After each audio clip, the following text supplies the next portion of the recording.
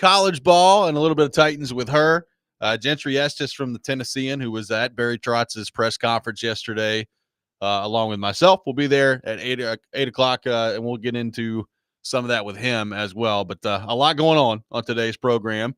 So let's start there. Barry Trotz addressing the media yesterday, and then did about, almost 30 minutes with Jared Stillman on the program. I think maybe just around there, yeah. Yeah, right, a lot of talking that he did yesterday, and several different things that I found pretty interesting came up throughout the course of all that yesterday. But the immediate focus for the Predators is on the draft, and we are 2 days away from the NHL draft, 2 days away from the 5th overall pick, and what hopefully ends up being a franchise-changing type of player for the Predators. And Barry Trotz did say in his press conference yesterday, not that this was any sort of breaking news, that it's pretty likely that a forward is going to be that pick.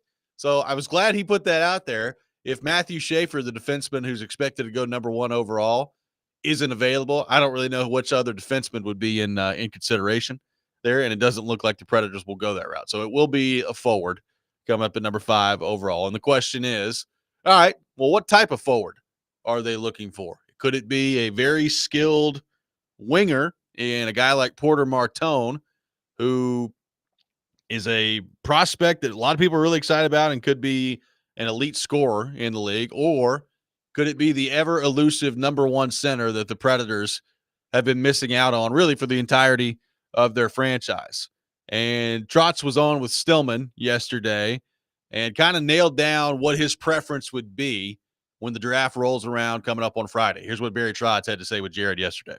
My preference would be, I think they're harder to come by. My preference would be for sure. But yeah, at the same time, as I said, a guy like Porter Martone he's a pretty good player, and you don't want to make the mistake of losing a good player. We're going to spend the next couple of days just deliberating on that. Jeff Kelty and his staff have done a really good job. We've done the combine. We've done the all the meetings, even with the players. I feel that there's not much between, like I said, there's 3 and 8 probably. There's not a whole lot. It could be any mix, and depending on what team you're asking. So I prefer that, but it's not a necessary thing. So Trotz would prefer a centerman, as he pointed out yesterday with Stillman and company. And Connor, this is an interesting spot here because this is a place the Predators really haven't been throughout the majority of their history. You've got, when they came in as an expansion team, they drafted David Legwand, I think number 2 overall. And Legwand was fine, but Legwand was not a franchise-changing centerman. Right. They had the number 4 pick back in 2013, and the way the draft fell, they ended up taking Seth Jones. Seth Jones that year, a lot of people thought he might go 1. Yeah. A lot of people thought he might go 2. He ends up going 4 to the Predators. And the guy, and Willie brought this up again yesterday, the guy that most people had mocked to the Predators in 2013 at number 4 was Alex Barkov, who went to Florida and has now won 2 cups in a row and has been a huge part of that. So I guess you can think back and imagine what that could be like. And now Seth Jones is a cup champion. Now Seth Jones is a cup champion as well. So, Connor, this is why this pick on Friday is really interesting to me, because people were talking about this in the YouTube chat yesterday on the show too. I do think that there's a chance that Porter Martone, who's a really good winger, could be there by the time their pick comes up at number 5. But if it's me, he better be head and shoulders better than one of these center prospects, just because the Predators don't get this opportunity very often to pick that position, and that position is really important. And frankly, they've not found anybody that's a number 1 type center at that position throughout the entire history of their franchise. And what an opportunity here to do so if you're the Predators. Right. I'm trying to think of it in terms of, the NFL, football. Center to me is obviously not the same importance, but of some level of importance as a quarterback. You don't have the opportunity to draft a guy that high, that good very often. And the Predators are in, like you said, a unique situation where you're not going to get the top guy, but you have plenty of options there.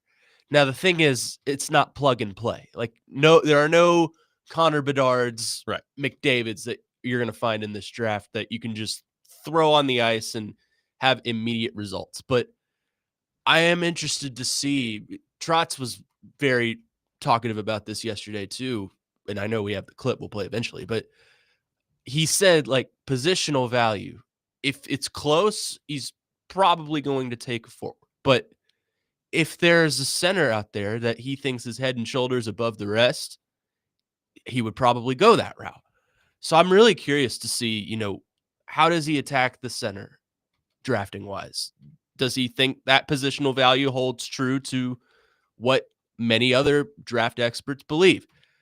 I I would hope that's the case because the Predators for years and years and years as we've seen have lacked center values. Lots of struggling in that department. So I would be curious to see where they go for sure. Yeah, like I think the more I look at it, I think there's plenty of center options here that Barry Trotz is going to be having to sort through. Number one, who's available? So, I mean, they're picking at number 5. So my guess is you're going to see a defenseman go at number 1. You're going to see a combination of a couple centers off the board by the time the Predators pick comes around. And then maybe some team, whether it's Chicago or whoever, takes Porter Martone, the winger, before the Predators are on the clock at 5. Well, if they do that, then you're just basically, if you're Trotz, you're picking between a few centers after that. But you're gonna find a good player that's available to you there. What style is Barry Trotz looking for when it comes to what he wants out of his center? That's also another part of this because there are some centers available. There's also some pretty different types of centermen that are available. And if you look around the NHL, like there's not one carbon cutout of like what your centerman has to look like. I brought up Barkov. Barkov is a very different player than McDavid, but they're very, very good in their own right. Like McDavid is the best player in the world. Barkov is absolutely elite at what he does. He is a shutdown centerman who is a really gifted player offensively, and his two-way game is just about as good as it gets.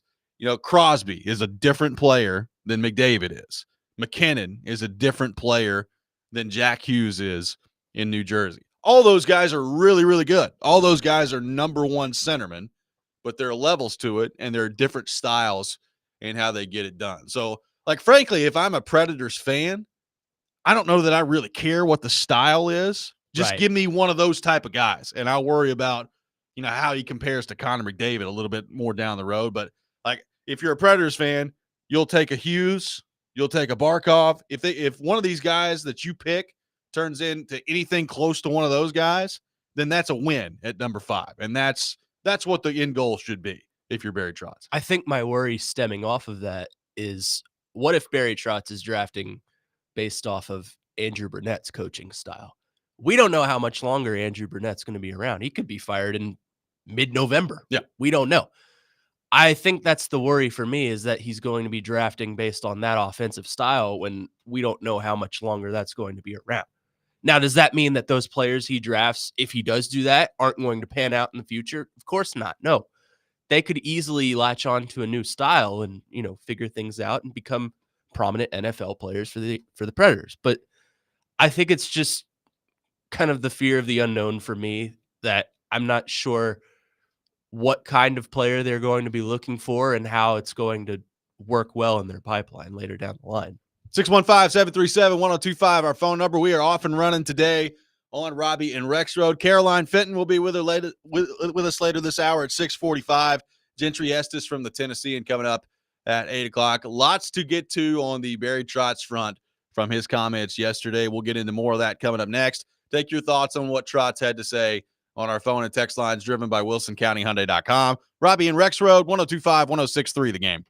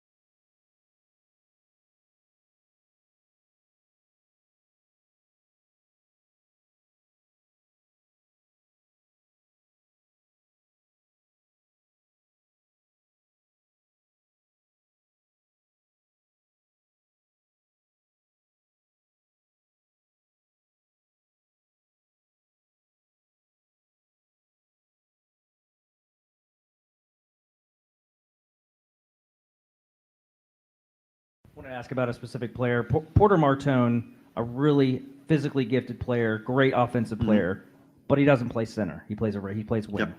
How much does that matter to you, the position versus the skill the player brings? Well, there's a little bit more, probably a little bit more need, but if that player is available, you can look at past drafts. I think I can't remember Brady Tkachuk, player that went before Brady Tkachuk. If you look at where it is now, they would probably want Brady Tkachuk based on where players go. So we're going to look at the best player, and if there's a big discrepancy, then position won't matter. But if there's very little, then we'll probably go a little more position. That's all. But that'd be a great pick at 5. So that was Barry Trotz yesterday. I found that to be really interesting. And a lot of GMs, I don't know, would actually come out and say it that way, even though I think a lot more GMs kind of think that way than we think. But I'm totally with Trotz on this. Like, I think, first off, I think Porter Martone is going to be pretty good. I think he's going to be a pretty good player. And I'm not necessarily opposed to the Predators taking him. But if it were me making the decision for the Predators, Porter Martone, having not played center, would have to be, just head and shoulders above the other prospects at that spot that you're comparing him with to make that pick. And that's how important the center position is to me. Like, it's how you win in today's NHL. And yeah, like he brought up Brady Tkachuk. Of course, I'd love to have a guy like Brady Tkachuk if you're the Predators, or Matthew Tkachuk with Florida. I've talked about it. There's a lot of reasons you can point to that Florida has won back-to-back cups. And Barkov's a huge part of it. And obviously Sam Bennett, those two guys play center. They're a huge part of it. But, it really kind of all started with Matthew Tkachuk. He was that finishing piece. And there's a reason they've been to 3 cup finals in a row when he's been a part of the team.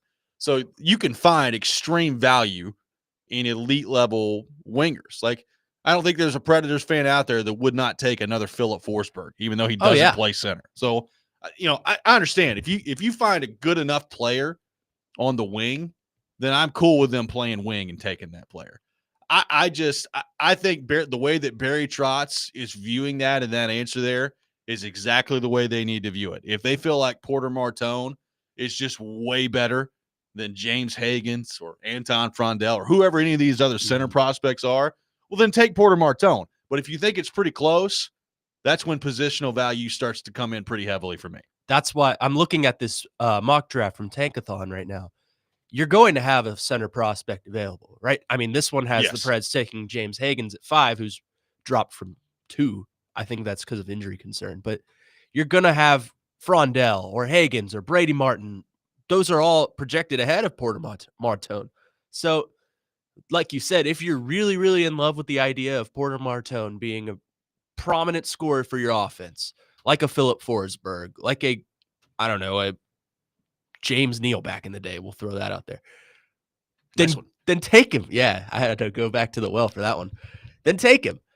But if you really want, positional value, if you want arguably your team's biggest need, he's not going to play right away because, pipelines and stuff like that. But if you want positional value and you want to develop a prominent center, which you need in the NHL today, then I think you start looking at positional value. I think you start looking at a James Higgins or a Anton Frondell or Brady Martin or someone like that. Yeah, like I think a lot of Predators fans, even if Porter Martone is a really, really good prospect, which I think he is, I think a lot of Predators fans, if that's the pick on Friday, are going to throw their hands up in the air and they say, "What are you doing?" They're going to say, "You've had all these chances and all this talk about trying to go find a centerman, and now you've got an opportunity to draft one, and you choose the winger." I think you'll see a lot of Predators fans react that way, even if it's ultimately the right decision, which, again, the problem with the NHL draft is we may not find out if it's the right or wrong decision for another 4 or 5 years. So that's kind of how that's in the backdrop of all this. Now, Ian, there's another question on the YouTube chat, which we've brought up before. that is fair, I guess, until this organization proves otherwise. And it's basically, do you trust the organization, number one, to make the right pick, and number two, if they do, to develop that forward properly? Yeah. And this is a big moment for this franchise because they've not really developed one of their own draft picks into one of these superstar level forwards. Well, they've also never drafted a forward 5th overall other than David Legwand that high. Yep. So, I mean, you're talking one and done as far as that chance goes. That was, so long ago. So maybe you give him a chance with some high-end skill. I mean, Fiala turned out okay. He did. I mean, it'd be nice to have him right now. Not technically, not fully developed here, but kind of. Some of the other ones did not. We've gone through the list plenty of times. I don't think we need to rehash all the first round forwards that haven't worked out. There's been a lot. But hey, you got to hope if you're talking number 5 overall, you got the, high-end skills that some of them may have lacked otherwise, and see what you can do. That's the thing. There is a big difference in the NHL, Connor, of a top 5 pick and then, 10, 12, 11, 15, somewhere 9. in that area. Yeah. It just, for whatever reason, in the NHL, you can look in the NFL and you can look all over the place. Right. And you can find somebody that was taken 23rd overall in the first round that is just an absolutely elite player. And you can find some of that in the NHL, but by and large, when you look at it, when you look at McDavid and Draisaitl and McKinnon and Barkov and all these guys, Crosby, they're all, for the most part, drafted somewhere in the top 5. That's just the way it goes for the most part in the NHL. So an opportunity here for the Predators to find one of those guys. And look, I do think there's a pretty wide range here of outcomes that you could consider a success if you're the Predators at number 5. Whoever they draft Friday doesn't have to turn into Connor McDavid. That's a heck of a bar. I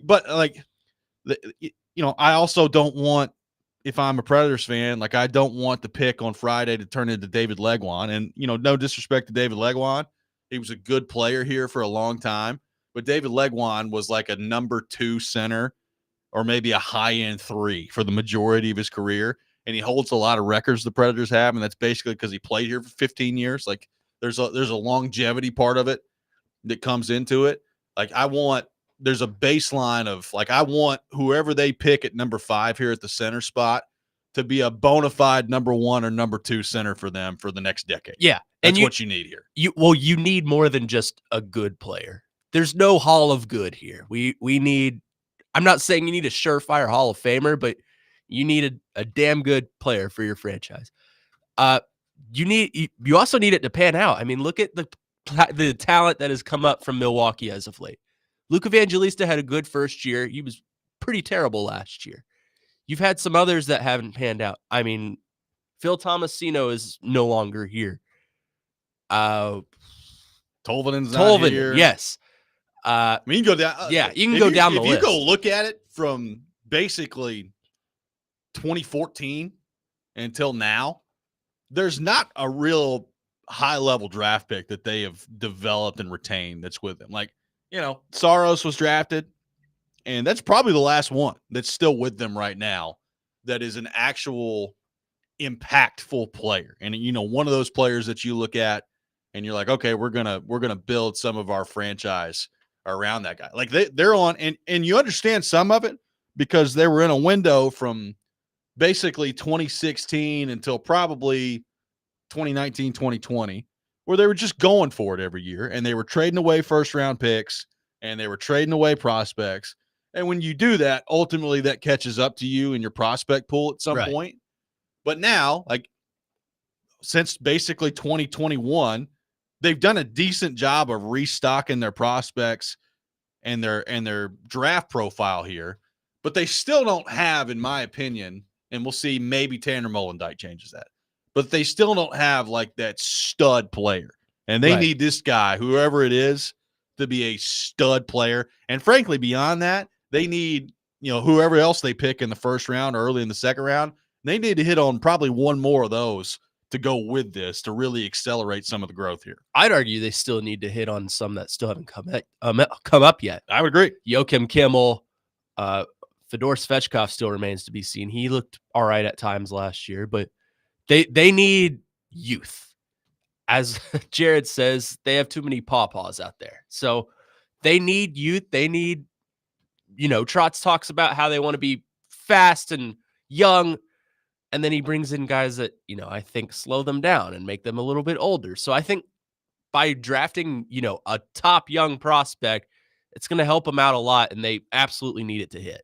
Couple other quick hitters on the draft part of this that Trotz touched on yesterday that I want to get to. We'll have Caroline Fenton coming up at 6:45, get into some college football with her. Barry Trotz talked about some of the current roster and his approach to that, which we'll get to in the 7 o'clock hour. All that's coming up. Robby and Rexrode, 102.5, 106.3 The Game.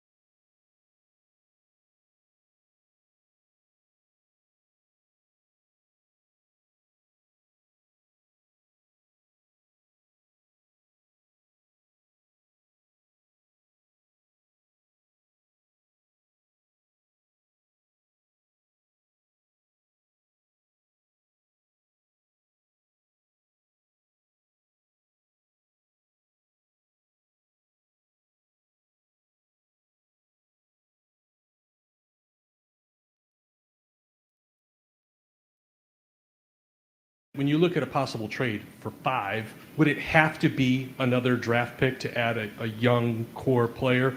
Or is there a possibility that there could be such a good current NHL player that you would be willing to give up that pick?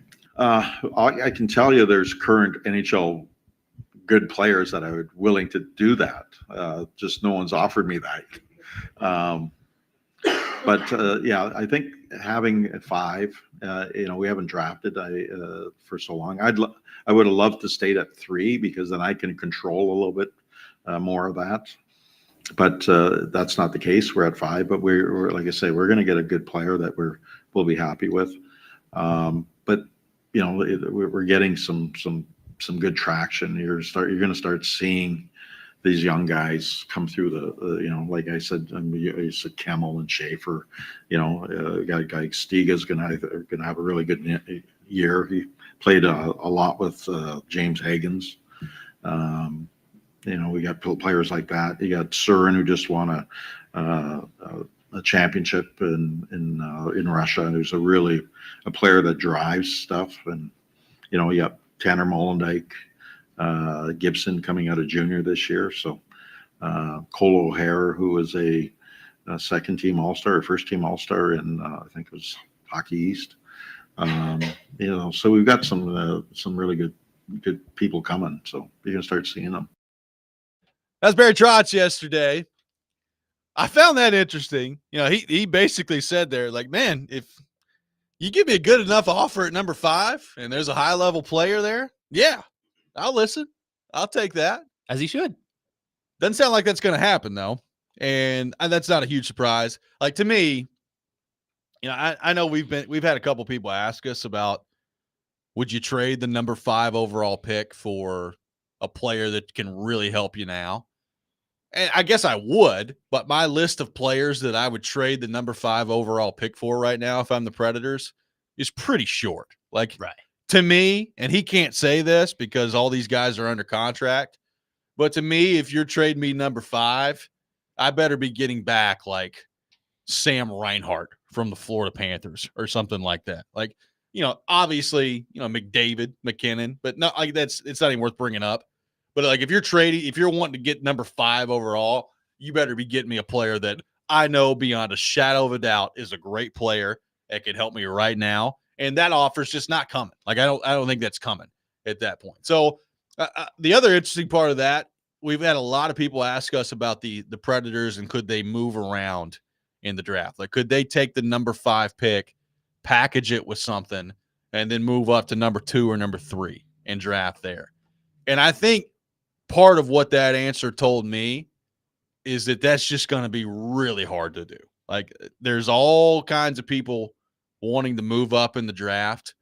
And to this point, there just really hasn't been, according to Trotz, much of a willingness to listen on that from some of these teams that are higher up. So who knows? I mean, maybe that changes by the time Friday rolls around, but we're getting pretty close to the time where if you're going to consider making one of those deals, if you're one of those teams, be that a San Jose, a Chicago, whoever, that you got to start putting the framework of that together. So my expectation is, like, if you're expecting the Predators to move around and not pick at number 5, that you're going to be disappointed with that coming up on Friday, and that number 5 is going to be where they land, and that's going to be what it is. I don't think anyone is moving in the top 5, really. I think, like you said, there's not much of a willingness to listen. I think everyone's kind of complacent with where they are picking, and everyone kind of has in mind, especially in the top 3, where they're going. So I wouldn't expect the Predators to move up or down. Now, in later rounds, I could totally see a move where you have, they have all this capital. They have 3 first-round picks. I don't know how many, maybe pick 26, which belongs to Vegas. Maybe they ship that down to get second and a third or something like that. But as far as, pick number 5, I think you could expect them to 100% be picking on Friday at number 5. To me, the question of the draft for the Predators, beyond who they pick at number 5, because that's number 1. But I think the second most important question in this draft for the Predators, to me, and what I'm looking for on Friday night, are they going to actually pick all 3 of those first-round picks, or does one of those 2 first-round picks in the 20s, are they able to package that and go get somebody that helps right now? And we're going to get into the helping right now part of this in the 7 o'clock hour, because I think Barry Trotz said some things yesterday that make me think they could have some things up their sleeve over the next week or two here before NHL free agency begins for next year's team.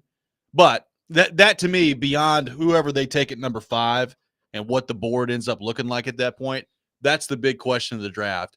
Are they actually going to stick and pick with all 3 of their first rounders? Or as they're kind of looking through this here, is there a player on another team that becomes available that the Predators feel like they can package one of these first rounders to go get and help them right now? Right. And I think that's something I would look forward to too, because that's where if Barry Trotz wants to be win now, then you have to go do that. You have to go get someone who can score you goals, which they didn't have last year. They thought they did with, Stamkos and Marchessault coming in, but both of them had down years. And, Barry talked about the Marchessault stuff yesterday too, which He did. Doesn't have a lot of weight to it, doesn't seem like. But yes, I agree. You need to maybe package some of those picks. I have a hard time believing they're going to stick and pick at all 3 of those picks. So maybe package one, go get, a Ryan Nugent-Hopkins or someone like that, a young enough goal scorer that can help you right now. I'm not saying specifically Ryan Nugent-Hopkins. That's just an example, sure. But I agree. I think you should package one of those number 23 or 26 or something like that. Go get someone that can help you now and see where it lands you coming up on the season. Joel on the text line saying, I thought Frank Saravalli said the Blackhawks were open to move off number 3. I think everybody is quote unquote open to it this time of year. Like, very rarely are you going to see a general manager, unless they're picking like number 1, come out and say, yeah, there's no way we're moving this pick.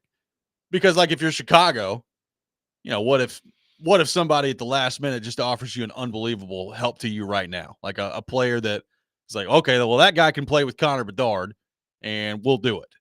So like I people are open to it. I think you got to be real careful this time of year.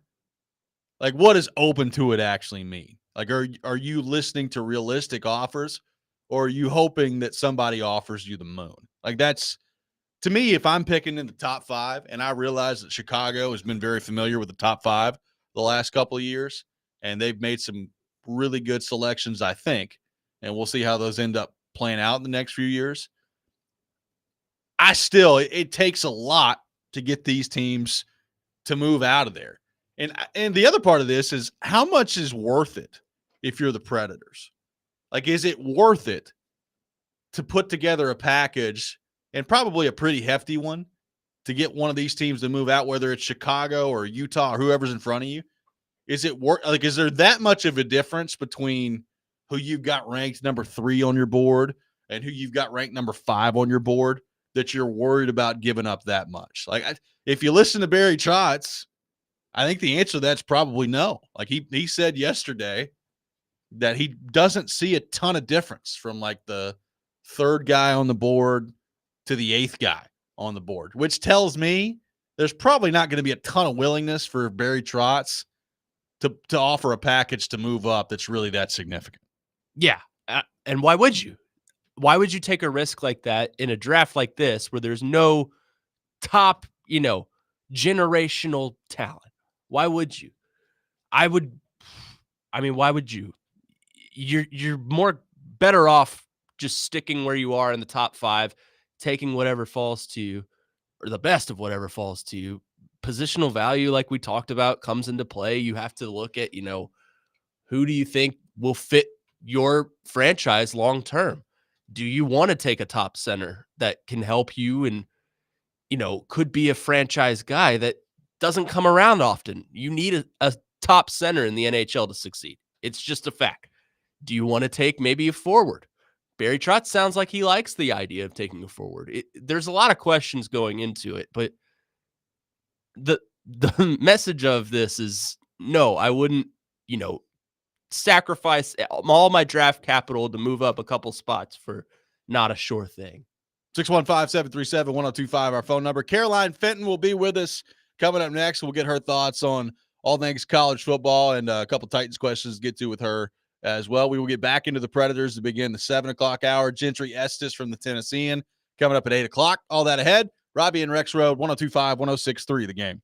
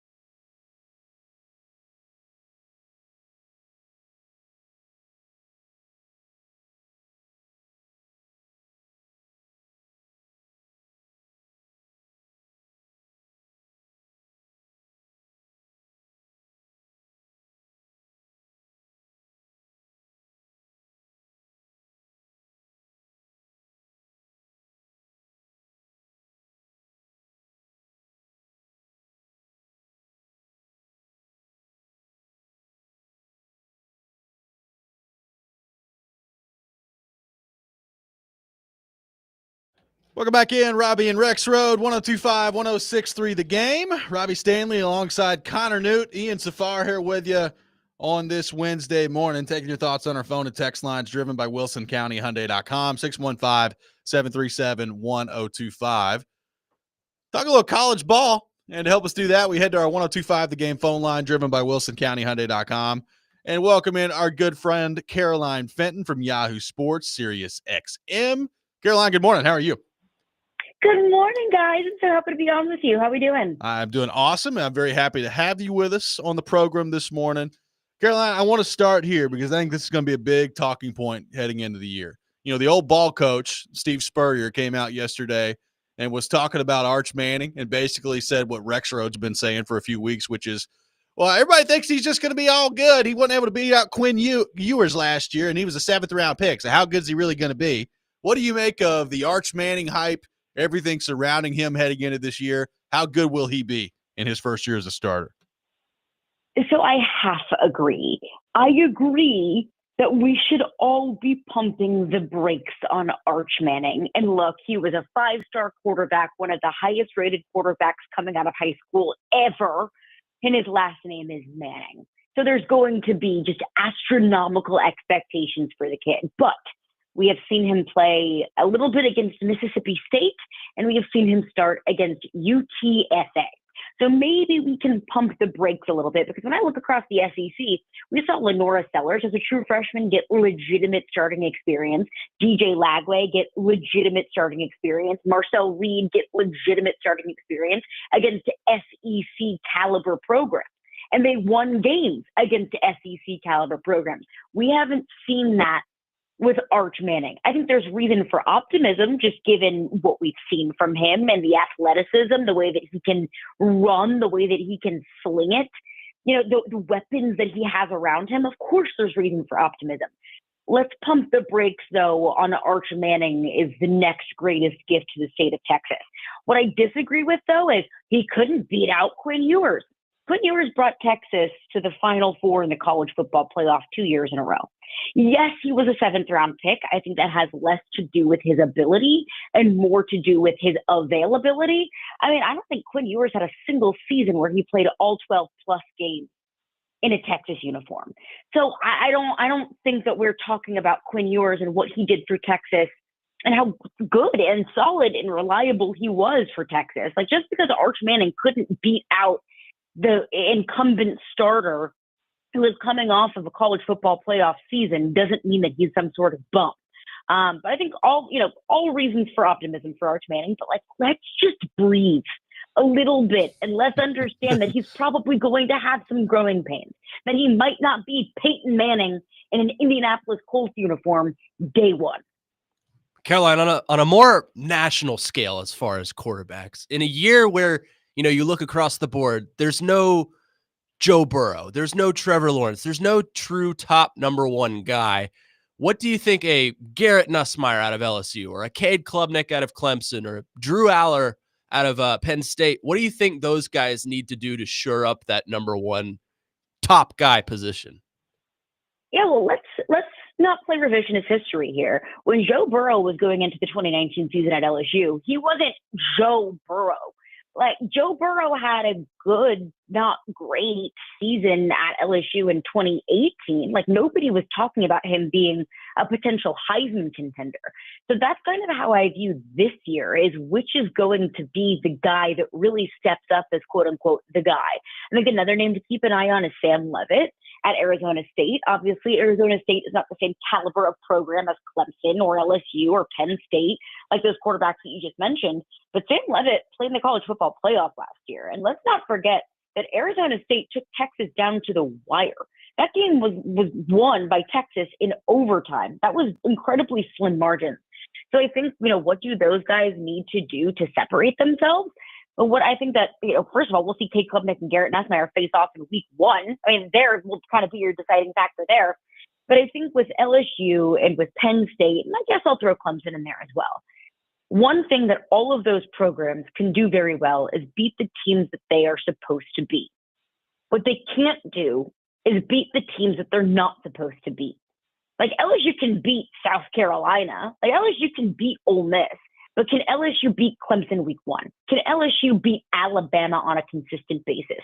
Penn State can beat Iowa and Minnesota. But can Drew Aller beat Ohio State and Michigan? So that's what I think is going to ultimately separate not just those teams as, you know, playoff contenders versus championship contenders. That's going to be what separates those top quarterbacks, is which is the guy that can elevate their team, which is the guy that can put the team on their back and say, okay, no, I got this. Kind of like what we saw from Cam Ward this past season or Jaden Daniels the year before, like the F it, I got it kind of guy. That's going to be ultimately what separates these quarterbacks that we view as the top quarterbacks in the country from each other. So, Caroline, we saw Tennessee make the college football playoff last year on the back of a really good running game, a really good defense. And I thought Nico got better as the year went on. Obviously, he's gone now, so they still have a chance to have a good defense. Is he? Is he gone? Crazy. I wonder what happened. Yeah, it's kind of came out of nowhere. With their quarterback situation, whether it's Aguilar, which is where I think it'll go, or who knows, maybe Merklinger comes into camp and he just lights it up. How much of a concern is that spot? How much of a limitation could that spot be for Tennessee this year based on the unknown of what is there with the young guys and Aguilar, who has played a lot but has played at a lower level heading into this year?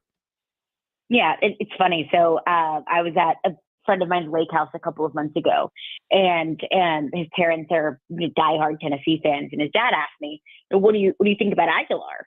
And I was like, "Who the hell is Aguilar?" I was like, "Oh yeah, that kid from UCLA, that kid that transferred into Tennessee." So it's a far cry from last season going into for Tennessee going into the season of like, Nico Iamaleava was the name in the mouths of every single person in college football, it felt like. And now I'm like, wait, who's their quarterback again? It's a limitation. Like, it's exactly what it is. That we're going into a year, into a style of Josh Heupel's play where they want to sling the football. They want to score points. And we all know what Josh Heupel's system is. So to go into this season and not even know who the quarterback is, like, I want to make sure that Tennessee fans keep the same energy now, or maybe a couple of months ago when it was announced that Tennessee was releasing Nico, that yes, Josh Heupel and the Tennessee football program and the Tennessee athletic department did the right thing and made the right decision in letting Nico Iamaleava go and not bending the knee to him and giving him what he wanted, not necessarily what they viewed his value as. That was the right decision for that program and for college football, but understanding that that's going to hurt this year. And maybe it doesn't. Look, surprise me. Like, Josh Heupel has been a quarterback whisperer in the past. Maybe he can do it again. But there are going to be some growing pains, and there are going to be some not so very fun games that are being played for Tennessee, I think, because of that decision. I don't want Tennessee fans to be all upset and, fire Josh Heupel and this team stinks and this coach stinks in November when they're going, and on the trajectory to go 8-4 or 7-5. Because ultimately Tennessee made the right decision, but it was going to involve some growing pains. So yes, I think it's a limitation. No, I don't think Tennessee is going to be a college football playoff contender this year, and that's okay. Well, we know the Tennessee fan base is very rational. I'm sure they'll handle it that way. Caroline, great stuff That's as exactly always. Why I say that, Robbie. I say it today on June 25th because I'm not having this conversation in October. I can't do it. Oh, it's going to happen. I can't wait for it. Caroline, we know you got things to do this morning. Appreciate so much you taking time to be with us, and we will talk to you soon, my friend. Appreciate y'all as always. Have a good one. You as well. Caroline Fenton with us here on the program. That part of it is going to be very interesting to see what happens here with Tennessee. And look, I have no idea. I hear Tennessee fans who say, Nico had a lot of hype. It's probably not going to be all that hard to replicate his actual production last year. Sure. And I get that. I see that. I am very interested to see how their quarterback spot is going to, number one, be filled out. And number two, how productive Heupel is going to be able to get them this year with some other huge question marks on the offensive side of the ball too. I mean, what's going to happen at one point. Joey Aguilar is going to go out and throw, 300 yards and 3 touchdowns, and Tennessee Twitter is going to crown him the savior of volunteer football. It's going to happen because, like you said, Tennessee Twitter is a pretty rational bunch. They're pretty level-headed. They keep to themselves. I don't know. It's just a lot of question. If you ask me right now, who is better, Joey Aguilar or Merklinger, I'd probably say Aguilar, but I don't think it's by much. I don't think he's head and shoulders above Jake Merklinger. I'm really interested to see if Merklinger can make that a legitimate decision for Heupel by the time camp comes around. Yeah. I don't know. I know that even before all the Nico stuff, Tennessee was apparently pretty high on Merklinger in the camp that he was having. We'll see what that means by the time fall camp comes around. I mean, Aguilar has a ton of experience. Like I said, it's been at a lower level. So we'll see what that all looks like. Quarterback for them this year and what sort of production they're going to be able to get. That's going to be one of the big things we're talking about throughout the course of the college football season. 615-737-1025, our phone number, 615-737-1025. There was a take yesterday from our friend Stilly that I think we watched just go up in flames throughout the course of his show that I'm excited to get to. Coming up next, we will get into that. Make sure this Friday you join us at Bridgestone Arena for a party like no other and celebrate the future of Smashville at the Nashville Predators 2025 NHL Draft Party. More details at thegamenashville.com/events. You can catch 1025 The Game's Draft Night in Nashville, Draft Night in Smashville on Friday, which I will be a part of alongside Max Hers, and we'll have Al Gill and Chris Mason and some others joining us throughout the course of the show. That starts at 6, and it's powered by the International Brotherhood of Electrical Workers, Local 429. So looking forward to that coming up on Friday. Robby and Rexrode, 1025, 1063 The Game.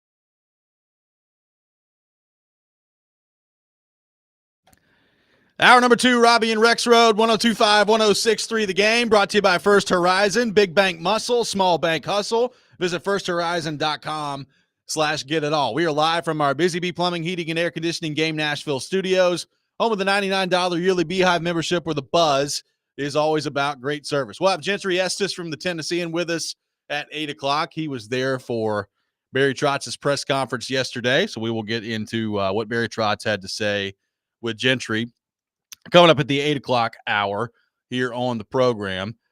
So Stilly got mad at me a couple days ago about my thoughts on next year's team. And basically on Monday, what I said was I'll have some thoughts on the draft a little bit later this week, but was going to focus on the here and now. What could be done to fix next year's team? Is there a path this offseason that really involves any sort of significant improvement for next year's roster?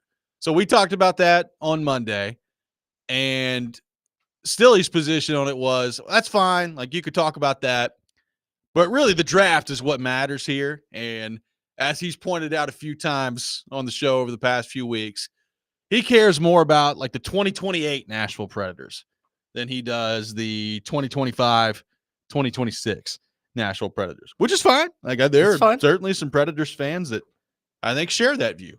I don't think that there's a ton that share that view, but there are some that share that view.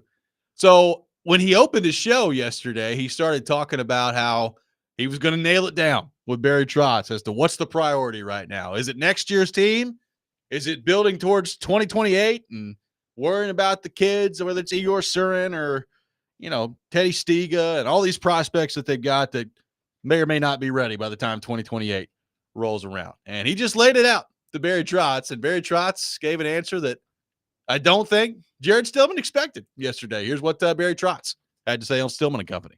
What is your number one priority? What is your number one priority when it comes to this? Is your number one priority the 2026 Predators, or is it the 2028 Predators, the 2029 Predators? And I'm saying 26 is like the playoff season. Are you looking at this saying, hey, our top priority is to put a team out there this year to go compete, or is your priority, hey, let's build this thing up in the future? Well, I can answer that pretty easily. My priority is right now. I want to get us back into a position where we're fighting for a playoff spot. That last year we didn't get in that position. I feel if we get off to a good start, we'll be in that position. If we get to the position where we get in the playoffs, I think we can add some things because we got lots of assets.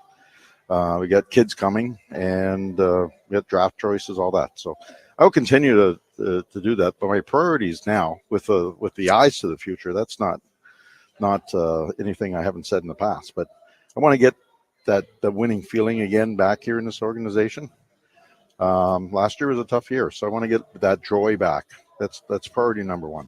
So there you are from Barry Trotz. You heard it for him. His priority right now is this team and building this team and trying to get them back, that winning feeling, he said, back in the organization. He's ready to buy at the trade deadline. Yeah, baby. He's ready. He said it. He said, if next year's team's got a chance, we got a lot of assets, and I'll do it. And Ian, I was watching the YouTube feed of this at the time, and Stilly's face when he was saying this is pretty funny. You can go back and watch it. Okay, I'll have to go back and check that. Okay, all right. And so Stilly said later in the show that that's the way that Barry Trotz wants to approach it. So we got to quit worrying about the 2028 Nashville Predators at the moment. In all seriousness, that's exactly what I expected him to say. Right. And there's a couple things that go into that. Number one, you could say behind closed doors that you're taking kind of the long-term view and you're trying to build things up by the time 2028 rolls around. And you do have Surin and Molendijk and Gibson and all these guys that are coming up that's where you think you've got your best chance to win. And maybe that's the way they feel behind closed doors. But what I've always said throughout this, and what has honestly been kind of weird why this doesn't register with some people, when you go out and spend the money that you spent last offseason with Stamkos and Marchessault and Shea And by the way, signing the goalie, which is a huge part of all this, when you do that, you cannot say that we are worried about, the Predators 3 years from now. You can't do it. It doesn't go over with the fan base. It doesn't go over with ownership. And frankly, it doesn't go over with your locker room. Like I've said it over and over again. You are not selling Steven Stamkos, Juuse Saros, Philip Forsberg, Jonathan Marchessault, all these guys on, hey, just hang around here for a few years, and by the time you guys are gone or you're old, we could be pretty good at that point. You're just not. It's not going to happen. Like they will get out of here. And Steven Stamkos basically said that at the end of last year. So nothing that Barry Trotz said yesterday in that answer surprised me at all. Not one part. What was he expecting? Was he expecting Barry Trotz to be like, yeah, we're just going to fold the next couple of years, and when we get to 2028, we're going to be pretty good? No, that's not how this works. That was coach speak. Coach speak is, we're bought in right now. We want to win. And like you said, they're locked in with this team. When you pay the money you pay Steven Stamkos or Brady Shea or Jonathan Marchessault or Juuse Saros or any of the players that you have locked into your long-term contracts, you have to be bought in to right now. If things go south, then we can start worrying about the future. But guess what? They have draft capital. They have things they can use to move up or get talent or maybe even sell talent eventually. They have tools to succeed. And honestly, it sounds to me like Barry Trotz thinks that this team is going to go out and compete next year for a Stanley Cup. It sounds like he believes that last year's team was a complete and total fluke. And maybe it is, but maybe it's not. So honestly, my main thing is, why did Stillman expect something different than that answer? Well, I don't know. What it also tells me, and I think in the immediacy of it, it makes this next week more interesting because, like, honestly, if his approach was, hey, it's going to take a while here and we're just kind of building up, then I don't think you'd see a ton of activity for the Predators over the next couple of weeks. Now, look, I still don't expect that you're going to see them, just spend to no end in free agency. Right. I think they're looking for a right shot defenseman. I think a lot of people around the league are looking for a right shot defenseman. So it's going to be a tough thing to find, but we'll see if the Predators can do that. Beyond that, I'm not sure that there's really a whole lot out there in free agency that's worth considering. What those answers yesterday did tell me was, like, I got a feeling Barry Trotz is going to be pretty aggressive when it comes to trying to land a significant trade this offseason. Whether that's including some of your first rounders later this week in the draft, whether that's including some of the prospects that you've got, whatever it is, I think you're going to see Barry Trotz at least attempt to really pull off a deal this offseason via trade that helps this team next year somewhere in the top 6. And he was talking yesterday about the idea of, like, Fedor Svechkov playing with Steven Stamkos, or they went out and they got Eric Haula, and maybe he could play with Steven Stamkos. Yeah, like acting like Haula can play top 6. Which I've said it the moment they acquired him, if he's playing in your top 6, it probably means that something has gone wrong. Maybe Svechkov could play second line center, and you could put Haula next to him, and Haula played with all the young players in Jersey. It's like, I don't know about that, man. Yeah, I don't know that I would go Eric Haula doing all that. But that also, like, if you're Barry Trotz, you can't sit in the radio interview and be like, well, yeah, it's just going to be the person we acquire via trade, because it's impossible to predict that as we're sitting here today. So I kind of reading through all that yesterday, I am more convinced than I already was that Barry Trotz is at least going to try to pull off a pretty big trade this summer. Now, whether or not he's able to do it, I don't know. I think he's been trying to pull off a trade for a while, and it just hasn't worked out. But I heard that and his approach to that, and I think you're going to see them be in the mix for something, and we'll see if they can pull it off. And by something, I mean a top 6 caliber forward. They're going to try to pull off a trade this summer. Yeah. I'm still just baffled. Like, what general manager do you expect to go out and say, hey guys, we suck. We're not going to do anything. Like, what did you expect? What I expect is to give Stillman an hour to just rant on both of us. We'll see what happens. I will be on Jared versus Joe today at 5:00. So I'm taking Rexrode spot. Fun. Tell him I said hi. We'll do that. 615-737-1025. Your thoughts on what Trotz had to say yesterday about next year's team being the priority and the expectation to bring some of that winning feeling back with this group that they've got. We'll take your thoughts on that, plus some updates from Barry Trotz yesterday on prominent Predators players. We'll get into all that as well. Robby and Rexrode, 102.5, 106.3 The Game.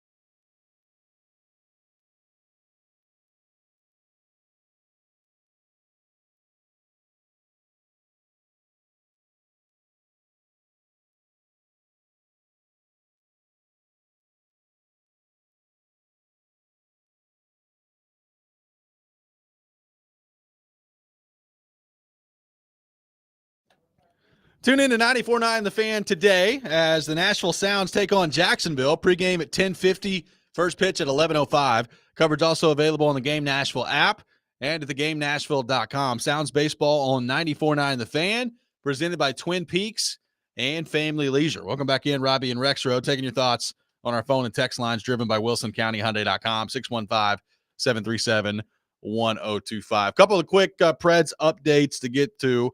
Barry Trotz did discuss Roman Josi yesterday and his recent diagnosis of POTS and kind of what that path to recovery and their expectation for him looks like. Here's what Barry Trotz had to say on the Roman Josi front yesterday.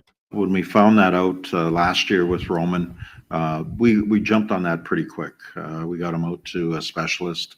He's been working with it. He's had good success with the treatment to this point. I've been told by the doctors and my medical team that he's trended very well and it should be ready to go, and is looking forward to not having to have the effects of it as much as he did maybe last year. And if he can get back to the level of Katie Ledecky, I mean, she's done pretty good having the same sort of situation. It doesn't mean that Roman can't have the success that we're used to Roman having. And in Roman's case, I think in some ways you're going to get a healthier Roman, not only physically because he's had some time off, but also mentally with getting this off his plate and the effects of it. So I'm hoping that Yos has a really good bounce back season for us.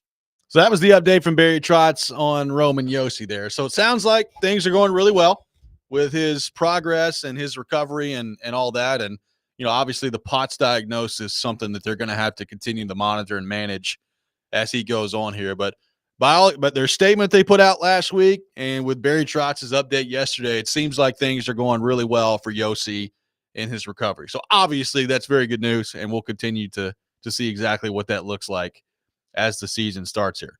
Also, an interesting update on the Jonathan Marchessault situation yesterday. So as we know, Marchessault, a big point of discussion this offseason in terms of, is he still going to be here? Could he be traded?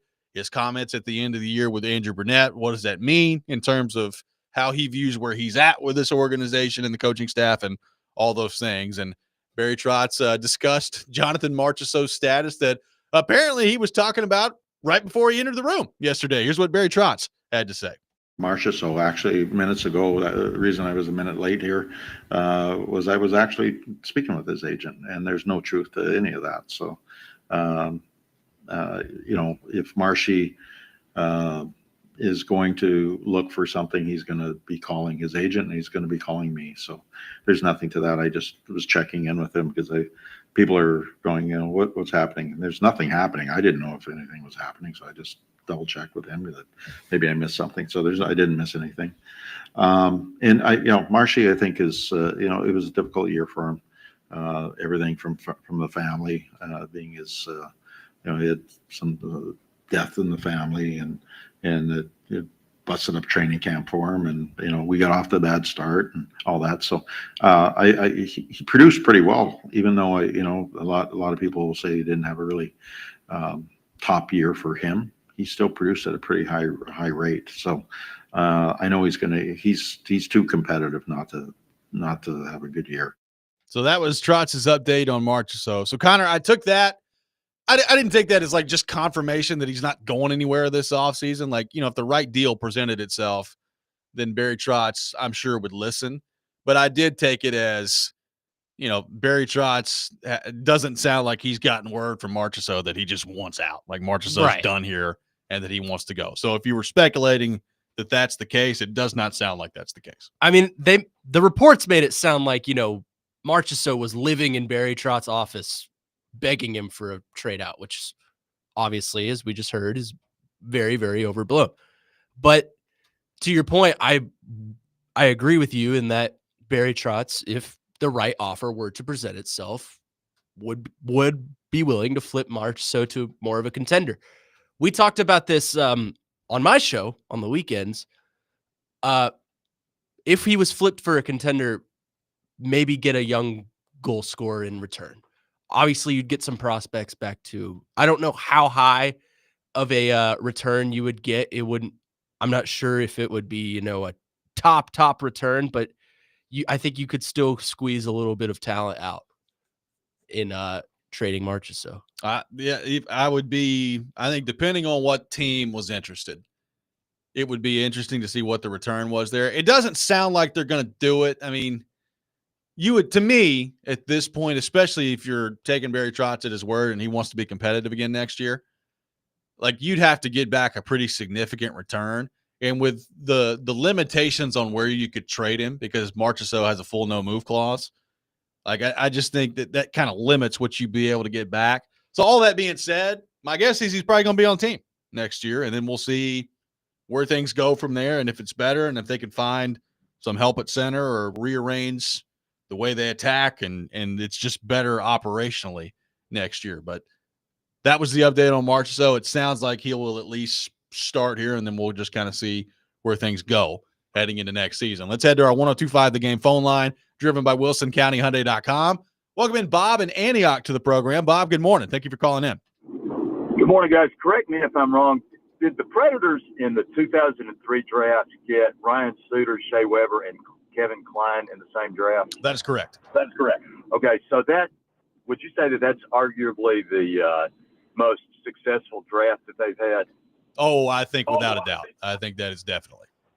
Okay, so my question is, and I realize it's going to take 4 to 5 years from now to determine how successful this year's draft is, but 4 to 5 years from now, in your opinion, what do you think they will have had to have done to make this draft successful? Because in that draft, they got a great player, a very good player, and a good player. Three starters, all of them on defense, obviously. And I know they're not going for all defensemen this time, but what do you think will have to happen to make this draft successful? Yep. I'll listen off there. Thanks, Bob. Appreciate it. I think number one, you got to hit number 5. Like if you hit the number 5 pick, and by hitting the number 5 pick, I'm talking about, this time 10 years from now, that number 5 pick is still playing for you and it is a driver of what you're trying to do out there. They don't necessarily have to be your best player. Who knows? The Predators could either pick again high in the next couple years or find some player via trade that's a great player 10 years from now, and maybe they're the best player. But they need to hit on this number 5 pick. And I would also say in this draft, they need to find at least one more player that is a huge contributor. Doesn't necessarily have to be a superstar, but if you can find another player out of this draft that is a major contributor to your team, then that's a success. I think they've got 9 picks in this draft. The bottom line is, I think let's say you have 9 picks. If you told me 4 of them made the NHL and played significant time in the NHL for you, that's a pretty good draft. Right. Like it's the draft, especially when you're drafting kids that are 17 and 18 years old, a lot of times the deeper you go into it, turns into an absolute crapshoot. And sometimes it works out, sometimes it doesn't. But to me, if I'm judging this draft, you get a top 5 pick, you need that guy to be a player for you. I'm not saying he has to be McDavid, but I will say he probably needs to be a very good top 6 forward for you. And then if you could hit on one more after that, that is a major player. And yeah, you can toss in maybe 1 or 2 more beyond that are like, bottom 6 players or third pair defensemen or whatever it is. And that's fine. But you need to walk away with this draft, in my opinion, to call it a success, with 2 guys, one being the number 5 overall pick that's probably more than a major contributor, that is a driver of your team, and number 2, another major contributor, whether that's, like a second line winger or a top 4 defenseman, something like that you got to walk away with in this draft. And It's been a long time, by the way, since they've done any of those things. I was just about to ask you, when's the last time that a top pick by the Predators has actually hit in the NHL? If you're going first rounder, Dean, I guess we'll see what happens with Fabro. He played pretty well in Columbus, and he's eligible for another contract. But if you're going absolutely without a doubt a hit in the first round, it's Fiala. I mean, that's the last one, right? Which was, I believe, 11? 2014. Was it 14? Yeah. Actually, you know what? Let me look up when he was drafted. It was somewhere around there. It was in the early teens. But 2014. Yeah. 2014. So, yeah, probably so. I mean, nothing else really comes to mind. That's it. Yeah. They traded away Askarov. There's the first round pick. Yeah. They've traded away Fabro, first round pick. Tomasino, Tolvanen. first round pick. Tolvanen, waived him. So, And all of those guys, I mean, we'll see what happens with Askarov, but all those other guys you listed are fine. Like they're okay NHL players, but they're not Kevin Fiala. Kevin Fiala is a really darn good NHL player. Yeah, that's the last time they hit on a first round pick that was really good. yeah, probably so. Like really good. I mean, they've had some serviceable guys, over the years, of course, through the first round, but no like major hits. Yossi's second rounder. Yep. I mean, Weber was a second rounder. Yep. Suter was a first rounder. He was high, 7, something like that. Yeah. So, I mean, to Bob's point, that draft was kind of unbelievable when you think about that level of success. 615-737-1025, our phone number. A couple other your thoughts to get to on the Predators coming up next, plus an announcement by a prominent NFL player yesterday that Football has people buzzing. We'll get into that. The Rob rant coming up at 7:45. All that ahead. Robby and Rexrode, 102.5, 106.3 The Game.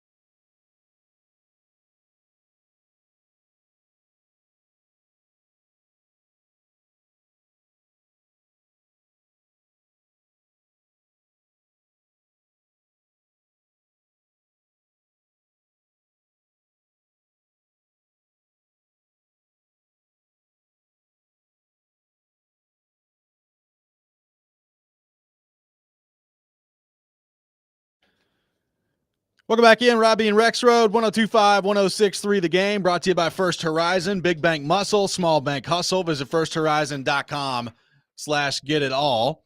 I got a 4-pack of tickets to give away to the FIFA Club World Cup match at Geodis Park coming up tomorrow night. Al Hilal taking on CF Pachuca at 8 o'clock. Be caller number 4, 615-737-1025, 615-737-1025. Caller number 4 will win a 4-pack of tickets to the FIFA Club World Cup match at Geodis Park coming up tomorrow night. A couple more of your thoughts to get to on the Predators real quick before we get to the NFL news of the day. Brian from Cookeville wondering if James Hagan could end up being the top line center that the Predators have been looking for. I think he can.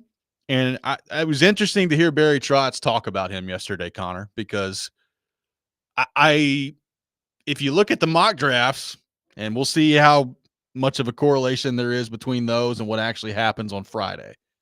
But most mock drafts have him available at number 5, which heading into the year, last year, he was the number 1 guy. Now, as Barry Trotz pointed out, there are players in the NHL that before they ever get to their draft year are going to go number 1 overall. Like I said it yesterday, people knew Connor McDavid was going number 1 overall in 2015.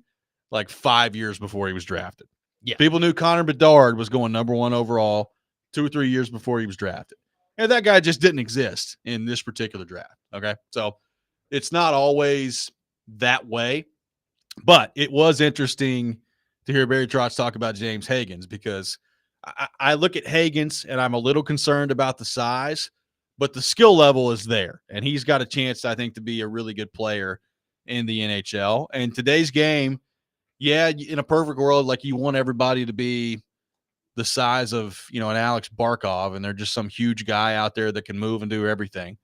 But I mean, I look around the league, and there's Braden Point in Tampa, and there's Jack Hughes in New Jersey, and there's Quinn Hughes in Vancouver, and Connor Bedard's 5'10". Like the size part of it, I don't think is as big of a concern as it used to be with the way the game is played nowadays.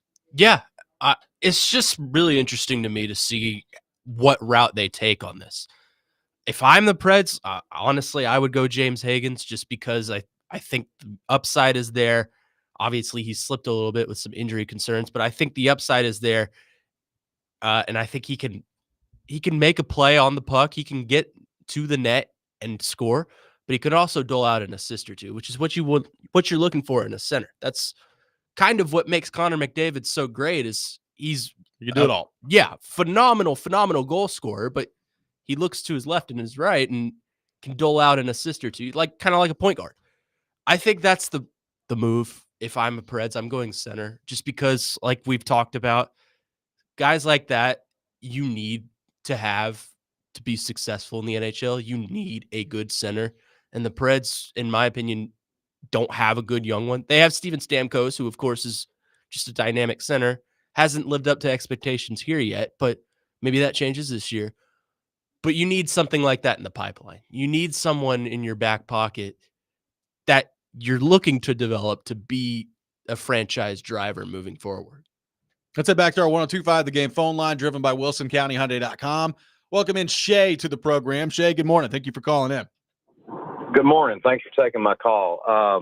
I really don't want them to get rid of Marchand, but if that were the case, what about a possible trade with a couple of unrestricted free agents, and either a Matthew Nyes or a Gabriel Velarde from the Jets?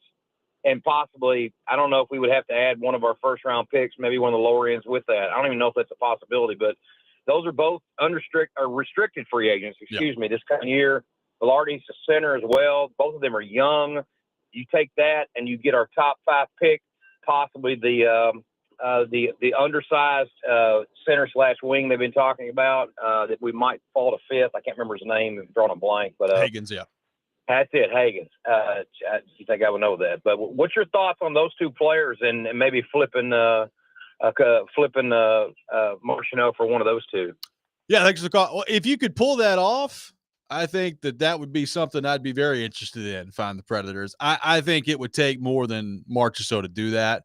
Apparently Matthew Nyes and Toronto are pretty far apart right now. And I heard Elliot Friedman talking about this on the latest 32 Thoughts podcast. Apparently, they're really far apart in their contract negotiations. One thing with restricted free agents is there's more runway with those guys. So, I mean, they're not unrestricted. They don't have the threat to leave on July 1st. So sometimes those negotiations just take longer. So, I mean, look, if I'm Barry Trotz, I'm calling about a lot of these guys this summer. I don't think there's going to be a ton of willingness, certainly on the part of Toronto, and probably not on the part of the Jets either, to move on from a guy like Gabe Velarde. Like, I think they'll end up re-signing those guys. But I mean, those are exactly the type of guys at their age that the Predators need. And whether it's via trade, whether as the summer goes on a little longer, do the Predators get involved in maybe an offer sheet situation? That part of it, I think, will be really interesting to monitor there. Specifically with Marchessault, I think it would take, to pull off something like that, it would take Marchessault plus a draft pick or plus a couple of picks. Like, I think Marchessault and his age and his dollar amount, and again, Marchessault having full control of where he goes. First off, I doubt very seriously Marchessault would want to go to Winnipeg. Like, I know they got a good team. You know, it's the tax situation. Would you really want to? And it's, Would you really want to put him inside your division degrees? Too? That's the other thing. Like, those individual trades are harder to pull off. But if Marchessault is going to be moved at this point, coming off of a down year, the age, the rest of the contract, you're just probably not getting a whole lot back for him, which is why I think it just makes sense to hold on to him and see if it gets better next year and see if you can find a way to make this picture work a little bit. I mean, look, like it or not, and right now there's a whole lot of not based on the way it went last year. But when you make the moves you made last summer and you spend all that money and you sign those guys, like there's some incentive from the organization when you do that to try and make it work. And we'll see if they can make it work in year two. And if it doesn't work in year two, then I think you got to start to pivot and see where things can go from there. And if you're able to move any of those guys, but I think you're going to see the Predators try to fix this offseason, and we'll see if they're successful or not. Yeah, they should. The Marchessault thing, to me, it seems like a deadline move. Like, maybe if it's not working out by then, maybe you take a look at it at that point and all parties involved. I mean, maybe earlier than that. I'm not saying you have to wait exactly until the day of the trade deadline, but it's something that I think Trotz was heavy on deadlines last year. I'm giving you till Christmas before we decide if we're going to sell off at the trade deadline. Maybe it's something like that where, if Marchessault isn't happy, if the team's not performing the way that everyone hopes that they perform within the organization, then maybe that's something that they can look forward to. I'll tell you what, here's what we'll do. We got the Rob rant coming up next, and I've got some things to say on the NFL topic of the day yesterday. So we will do that coming up next in the Rob rant. We'll have Gentry Estes from the Tennessean joining us at 8 o'clock. All that ahead. Robby and Rexrode, 102.5, 106.3 The Game.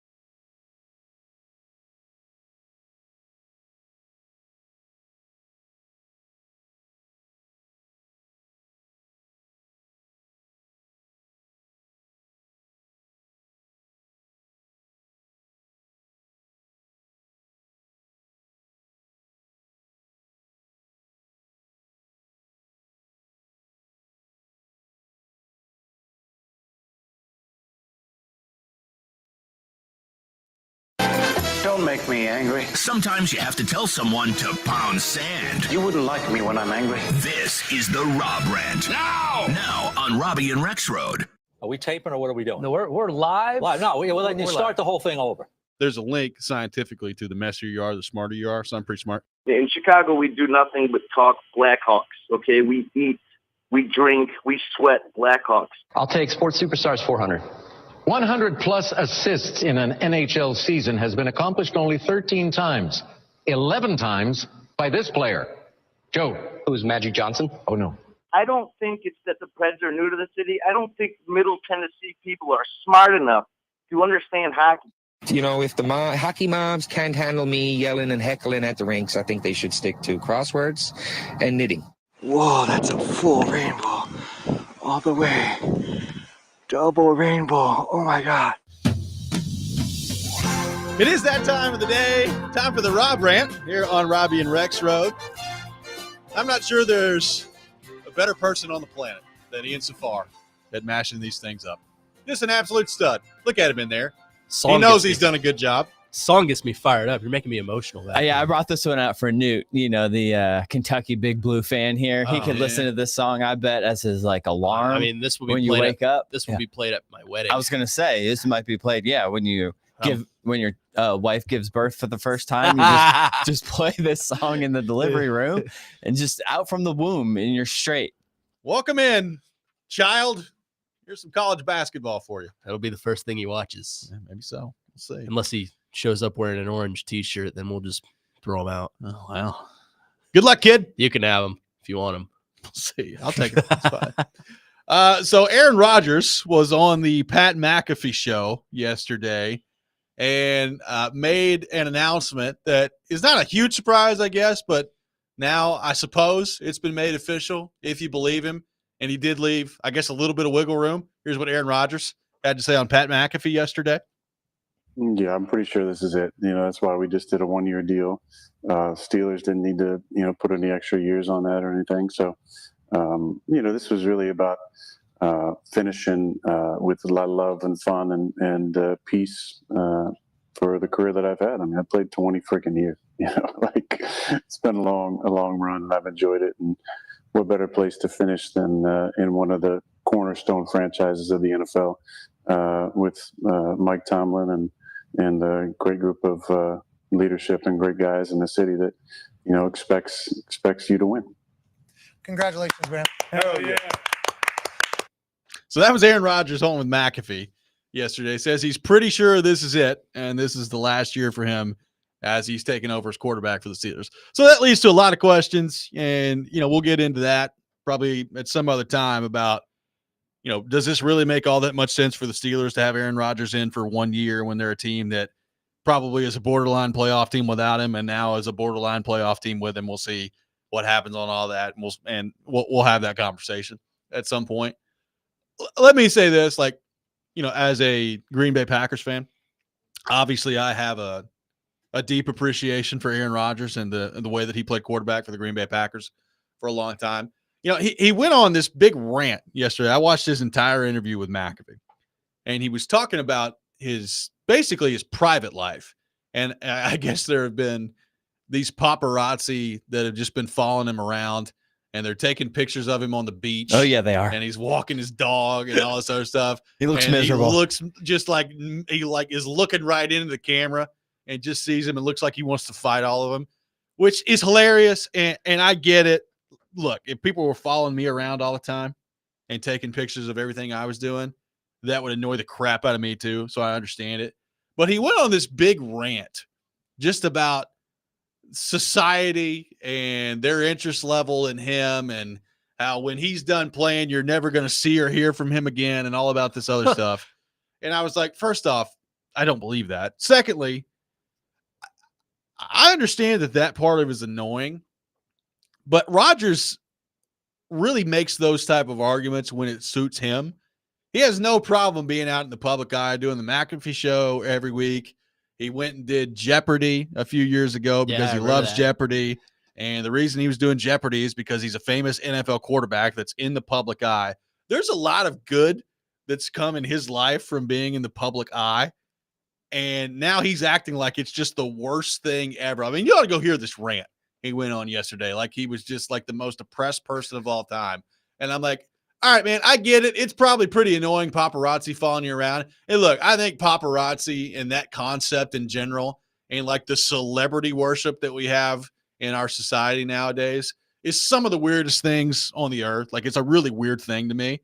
So I get it. That part of it's really annoying. But there's a whole lot of good and a whole lot of money and a whole lot of other things that have come from Aaron Rodgers about being a pretty darn good NFL quarterback and living in the public eye that he just conveniently forgets about when he has these discussions all the time. So I saw him doing that yesterday, and I was just like, all right, man, I get it. Dealing with the paparazzi on the beach is pretty annoying, but you're doing okay. It's all going to be all right. Well, I promise. Then there's this whole thing with like, who's he married to now? And that's where most of his anger came from Yeah. yesterday. Like apparently whoever he's married to is a very private person and doesn't want any part of that. And that's fine. Like there's nothing wrong with that.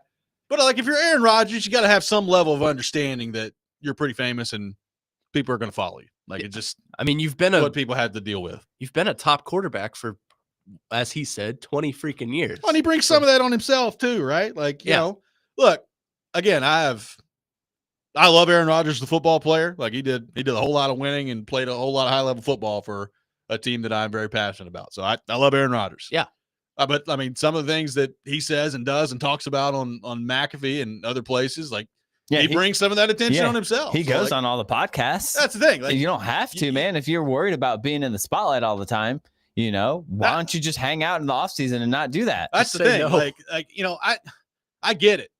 The paparazzi stuff is weird and it's annoying, but he does go bring a lot of that on himself. And he just, when he starts talking about some of this stuff, he just conveniently kind of leaves that part of it out. And that bothers me when it comes to Rodgers. It's always about his narrative. What fits his narrative? Like the whole Jets thing when he was talking about, you know, they flew me out just to tell me that I wasn't making the team. Yes, that probably could have been a all phone call or whatever, but he tends to embellish these stories. He tends to make things more dramatic than they actually probably played out. So that whole rant he had yesterday, I should probably go back and listen to it. But from you describing, He was very passionate. It sounds very passionate. It sounds pretty on par for Aaron Rodgers. 615-737-1025 is our phone number. 615-737-1025. Gentry Estes from the Tennessean will be with us coming up next. He was there for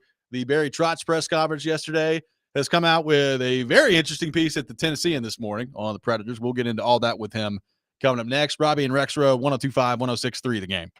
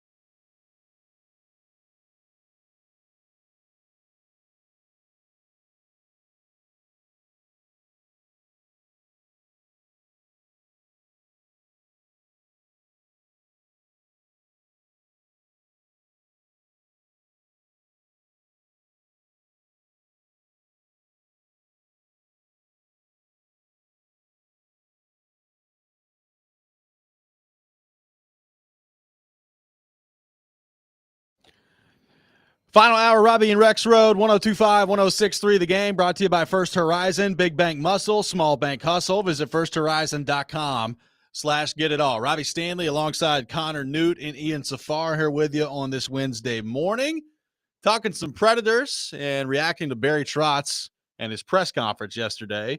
And to help us do that, we head to our 102.5 The Game phone line, driven by WilsonCountyHyundai.com, and welcome in our friend Gentry Estes from the Tennessean. Gentry, good morning. How are you? Good morning. Doing well. Hope you are as well. We're doing great. Appreciate you taking time to be with us. So, Gentry, you were there for the press conference yesterday, and you come out with a really interesting piece on this morning at the Tennessean, talking about some of the things that Barry Trotz said yesterday. So let's just start there.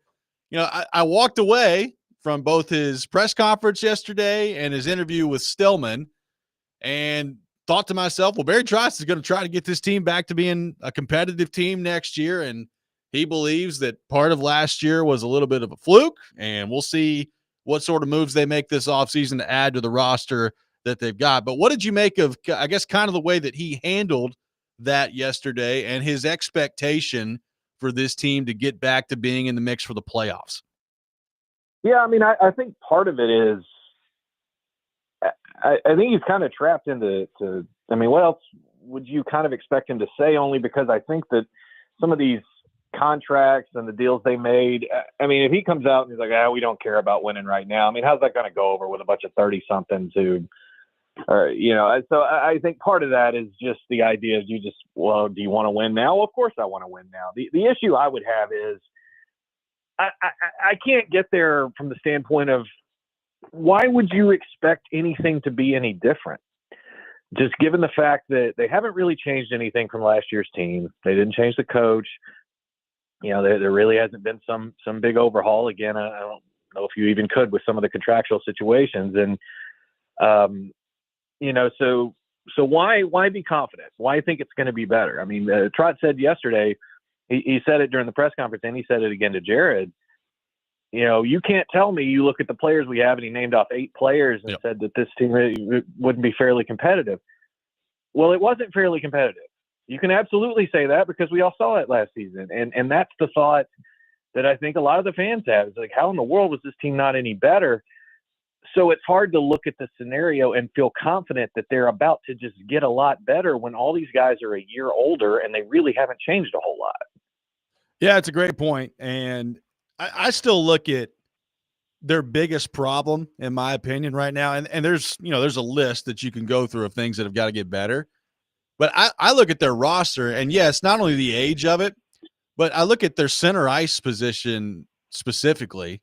And if that doesn't get significantly better, like if there's not some move coming this offseason that we just don't see right now, or I guess if like the number 5 pick, whoever it is, just ends up being way more ready, way quicker than I think they will be, and they're ready to contribute next year, which I find to be extremely unlikely. Like, unless one of those things happen, it's hard to imagine them getting a whole lot better, Gentry, because I think that's what drives all of it in my mind is you got to have really good players at center, and I just don't think they've got that right now on their roster. So you don't think Eric Halla is that answer? I don't think that Eric Halla is going to come in and change the math on that too much. No, I mean, you know, I remember asking Trotz earlier this offseason, you know, why be so confident that things are going to improve in the next year? And he cited a chip on his shoulder, that guys were upset. And it's like, oh, okay, all right, well, were they not trying last year? Were they not upset last year? Because things were pretty bad pretty early, so they had plenty of time to get mad. And so I just don't think we've ever really zeroed in on exactly what happened to cause that last season. How a team that going into that season was expected to not just make the playoffs, but contend once they got in there and make a real run. How that team ended up being one of the worst in franchise history. I don't think we've ever. There's been a real explanation for how that happened. And if the Preds don't really get a good sense for how that happened and fix it, why would anyone expect significant improvement this year? That's what I don't know. Maybe I'm wrong. Maybe they come out and they're a totally different team next year, but I just don't see how you can look at it right now and expect that. Gentry, wanted to ask you about a change that actually did happen yesterday. The Predators are hiring former Blackhawks head coach Luke Richardson to replace Todd Richards, who we found out won't return. What do you make of that move, and how do you think that affects things for the Predators going forward? Jared had what I thought was an interesting take on that. Basically asking if this was a move aimed at some sort of interim situation, if they were to move on from Brunette early next season. And that didn't occur to me that way when I first heard about it, but it's actually an interesting question, an interesting point given the new guy's experience. But as I said, there really hasn't been a lot of change this offseason. Yep. So I think at this point with what happened last year, change is probably pretty good. I'll give you an example. Last night, MTSU had a fan event at Bridgestone after Trotz's press conference that I went to, and I was talking to Derek Mason, who has 62 new football players on his MTSU team this year. I was like, is that good or bad? And he basically said, we went 3-9 last year. That's good. So with the Preds, I'd say I'm not averse to change at this point. So there were also, Gentry, some updates on Roman Josi and Jonathan Marchessault yesterday. Now, the Marchessault one was interesting because he basically was like, yeah, I just got off the phone with Marchessault's agent and was just checking in with him. And I guess, the rumors that have been out there, he kind of tried to put to bed yesterday. The POTS diagnosis from Josi, obviously some major news last week. Things seem to be trending well on that front of it. But I guess as you look at that part of it with Josi, what's your concern level there, and what's your concern level with kind of where they're at on the defensive side of things right now? Yeah, that was I asked about Josi yesterday, and because that one is concerning, and I know that you would love to think that everything they're saying is how this is going to go, that it's not going to be an issue, and Roman's able to get back to what we're used to seeing. And that's everything that we've heard from the team is that way. And you hope that certainly is the case, but I mean, it is concerning. The guy's 35 years old. He's had other issues health-wise, and he's obviously a very important player of this team. His captain has been one of the best defensemen in the league for a long time. So I don't see how that isn't concerning. As far as the other side, it was interesting with Marchessault that he talked about he was on the phone with the agent before he came in there. It's almost like he was just double checking before he came to talk to us. Is there anything I should know about here? So I mean, Trotz is pretty much said though that they're expecting Marchessault to be part of the team, and I'm not one that really viewed him as the malcontent. Same. As much as, look, that team was terrible. There should be guys talking about that and wanting things to get better. To me, the idea of a malcontent doesn't necessarily apply when the team's doing so poorly. That's more like, I'm mad because I'm not playing. He wasn't mad because he wasn't playing. He was mad because it just wasn't working. You know what? He wasn't alone on that. Oh, there's no doubt about that. Gentry, last thing for you here when it relates to the draft coming up on Friday. Philosophically, Barry Trotz talked about this yesterday. I thought his answer was really interesting. They've been looking for a number one center for this franchise from the moment they got here, and they've just never really been able to find one. Johansson had a stretch where he played pretty well, but they've never had like the bona fide number one guy. So because of that, like I look at it, and on the draft Friday, like it would be very difficult for me to not draft a centerman. Like I just think you got to take your shot and see if you can find one of those guys. Alex Doherty asked him about Porter Martone yesterday, who's a winger, who I think is going to be a really, really good player. And Barry Trotz talked about basically like if you feel like your evaluation of the winger is just way better than whoever you're comparing him to with the center, well, then you just take the winger at that point. But I guess my question is if you're in charge of this team, Gentry, how much better would that player have to be than whoever center you're comparing him to for you to take that player? Is it just as simple as take the best player available, or does there need to be a huge gap in your evaluation between the winger and the centerman based on their need there? This is pretty similar to what we just dealt with the Titans taking a quarterback. Because there were a lot of those same discussions, like, well, is it worth Travis Hunter over, your need? I think this is very different, though, in terms of the fact that whoever the Preds draft here, there's an awfully good chance we're not going to see that guy in Nashville for quite a while. Yep. And so it's tough. I understand the idea of the centerman. That's something you hear a lot with the Preds, and it's probably, I would imagine, what they're probably going to go for with that pick. But at the same time, it's hard to draft for needs when you can't replace that need right away. It's a very big difference in NFL and NHL in terms of the draft strategy. So never made a lot of sense to me to say, well, we need this right now when you're not going to get that right now. But there are scenarios that guys can come up earlier. You're factoring in the age and say we need this and that. I think they are probably going to go for the best player, and that best player is probably going to be a centerman. Maybe it's more tone, like I said. I don't. It'll be, as Trotz said, I think you kind of know who the first two picks are going to be, but after that, you don't really know how it's going to fall. So there'll be some reacting in what they do, but yeah, big picture though, Robbie, it's hard to look at this and say, okay, they finally got to pick this high. They probably do need to go get that centerman. I mean, that's I think some of the fan base will freak out if they don't. Do it. If you didn't do it and one of these guys hit, then yeah, that would be pretty rough. Yeah, no doubt about that. Gentry, great stuff, man. Really appreciate you taking time to join us this morning, and we will talk to you soon. Yeah, you bet. Take care. Gentry Estes from the Tennessean with us here on the program. We'll react to what Gentry had to say there. I got some more of your thoughts to get to on the Predators and what Barry Trotz said yesterday. Keep those coming. 615-737-1025, our phone number. This week's Nashville's Best Deal, Red's Hot Chicken.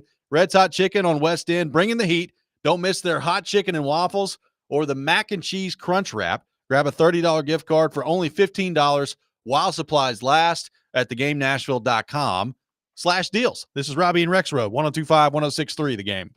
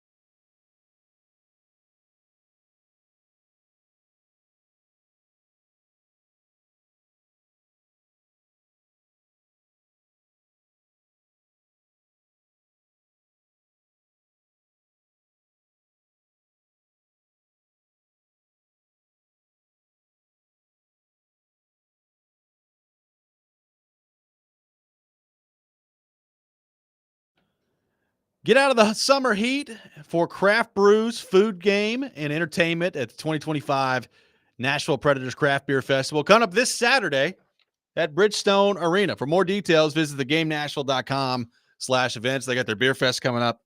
That's day 2 of the NHL draft. So lots of things going on Saturday at Bridgestone Arena. Welcome back in, Robby and Rexrode, 1025, 1063 The Game. Robbie Stanley, Connor Newt, Ian Safar here with you on this Wednesday morning. We are live from our Busy Bee Plumbing, Heating, and Air Conditioning Game Nashville studios, home of the $99 yearly Beehive membership where the buzz is always about great service. Appreciate Gentry Estes from the Tennessean for being with us in the last segment there. As we've discussed, Barry Trotz throwing it out there yesterday that he feels like this team can rebound and bounce back. And he talked about it yesterday saying, you can't tell me we don't have good players in O'Reilly and Forsberg and Yossi and Stamkos and Marchessault and all these different guys. And I get that. I mean, look, part of the reason last year was so painful to go through if you're a Predators fan is because there was no logical explanation for it, right? You looked at goalie and you said, well, they just gave UC Saros this big contract. He has played pretty well in goal for this team before. We've seen him do it. We've seen Steven Stamkos his entire career being, an elite player. And even if he's getting a little older, maybe the offense, he's still putting up 30 goals a year. Marchessault, same thing. He's, just scored 40 the year before. Maybe he doesn't do that again, but he's still putting up 30 goals. Philip Forsberg put up almost 100 points the year before that. Roman Yossi has been a Norris Trophy caliber defenseman. There wasn't really a way to see the failure of last year coming. So I've said it. I think that, Connor, there's going to be some natural improvement next year where it's going to be hard for them to be as bad as they just were. I fully believe that. But I also look at it and say they finished with 68 points last year, which means if you want to get back to being in the playoffs, you got to finish somewhere around 95, 96, 97 points on most year. So you're talking about at that point, like a 27, 28, 29 point improvement on last year. That's a really hard thing to do year to year. Like to improve your point total by 30 points from year to year, just to get into the playoffs, is a really difficult thing to do. It's not impossible, but it's hard. So I understand if you're a Predators fan out there and you hear Barry Trotz say that and you say, does he have proper perspective on just how far away this team is from being a true competitor? I don't know the answer to that. I don't know what moves are coming here in the next 2 weeks, because maybe a few are that totally change your opinion on this. But I heard him say that yesterday, and some of the reaction we've gotten this morning, certainly on the text line, and some of the reaction I saw in the immediate aftermath of it was, this team's not close to being competitive, and to act like they are, I don't know if you're doing yourself all the best service if you're Barry Trotz. And I understand that point of view from Predators fans. Especially with the lack of change that this roster and the staff has undergone. Like Gentry just mentioned, they kept the coach. They didn't move many pieces from last year. You kind of can't with some of the contracts you're locked into with Marchessault and Stamkos, but still, you haven't changed much. That saying, a 30-point swing to get back into the playoffs is a damn near incredible. It's a huge swing. It's a swing. Huge swing. But that's the thing. Are you complacent with this team just getting into the playoffs this year? I'm not. Now, some people would look at that and say, well, that's a heck of an improvement from year to year. And I understand that. But I go back to like a year ago, Connor, when they signed all these guys. Right. If you would have said let's think about July 2nd of last year, and the excitement around here was off the charts, and they had just signed Stamkos, Marchessault, and Shea, and they got UC Saros to a contract extension, and it was like, all right, well they're ready to compete and take a run at this thing. Mm-hmm. If you would have said at that point that they would have gone through a season like they just did, and then they followed it up in year 2 by just barely scraping into the playoffs and getting beat in the first round, the reaction to that from everyone would have been incredible disappointment. So like I can't just ignore that in this conversation and then act like I would be okay next year with them just squeaking into the playoffs and then getting beat in 5 games in the first round. Yeah. That's where I stand. No, I'm the same way. I want more than that, personally. As a Predators fan, I want more than that. And with the current state of the roster, I don't know if I can see more than that. If they get into the playoffs, I see them getting, beaten 5 or 6 by Colorado or someone like that. That's just how I see things. It would have to take major strides from your young players, like a Joachim Kimmel, Fedor Svechkov, guys like that. And maybe a big trade that Barry Trotz, we've kind of talked about. Maybe he has something under his sleeve. I think maybe he would like to bring in a young goal scorer. Whether or not he does that or not is kind of hinging on the fact on, does this team take the next step? Do they improve to a potential playoff team? Not that they need to make a full 35-point swing and be a top 3 seed in the Western Conference to do that. But this team needs to get back into the playoffs. This team needs to be competitive and be a winning team again, because that's what makes this team in this city so great. Winning culture in a franchise. No franchise in this city has had that for the past 3 to 4 years, and it's been kind of sad to watch. Let's head to our 102.5 The Game phone line, driven by WilsonCountyHyundai.com. Welcome in Steve to the program. Steve, good morning. Thank you for calling in. Good morning. Thank you. One of the main things, after watching the majority of the playoffs this past season, one of the couple of things that stood out to me, the difference between those teams and the Predators, one was team speed. I just don't feel like the Predators had enough speed. And the other thing was, it seems like the Predators don't keep possession of the puck very long when they come down in the other team's zone. It seems like they either just get one shot or they turn the puck over, where other teams just have their puck possession time is just really high, and the Predators just seem like they just give up the puck. It seems like they're on defense the majority of the game. Yep. And that just seems like the 16 teams I watched in the playoffs, to me, that's what stood out. Yeah, I think it's a great point. Thank you, Steve, for the call. I mean, certainly last year, look, you go watch that Cup final of Florida and Edmonton, and you watch the Predators last year, and at times it doesn't look like they're playing the same sport, right? Like it's a high level of hockey that we saw Edmonton and Florida play. And frankly, like the idea of the Predators being able to compete with that next year just seems so far off right now. Like it seems like they're so far away from that part of it. From so many fields too. Yeah, like exactly. The goaltending, the scoring. I heard Willie had a take a couple days ago that if the Oilers had UC Saros, they'd have won 3 cups, which is just probably a little strong. Unbelievable, but he's a company guy. I understand it. Probably a little strong. He amended. He did amend. He but, did. Yeah. The 3 was maybe a little aggressive on Willie's part, but to the defensive part of it, like that probably gets underplayed for how bad they were on defense last year, and that leads to exactly what Steve's talking about. Like if you can't defend well, and defending well, yeah, it's just playing defense in your own zone, but part of defending well is being able to get the puck out and transition the other way, and I didn't think they did that very well last year either. So if you can fix some of that, like that alone can make a big difference in your game next year, and then maybe you do get the puck in the offensive zone a little bit more, and they're able to set things up, and you're able to see a little bit more of what Stamkos and Marchessault and those guys can do. But their 5-on-5 play last year was so bad, and they weren't able to defend, and they just didn't really do anything well, all that much 5-on-5 last year. How much can that realistically change from one year to the next when you have the same coach, and at the moment when you have largely the same roster? And again, I'm leaving some room here to see what happens over the next couple of weeks and if there's significant changes to that roster. But right now, based on the picture we know, how much can that realistically change from one year to the next? And that, I think, is the burning question that a lot of Predators fans have. We'll get more into that coming up next. 615-737-1025.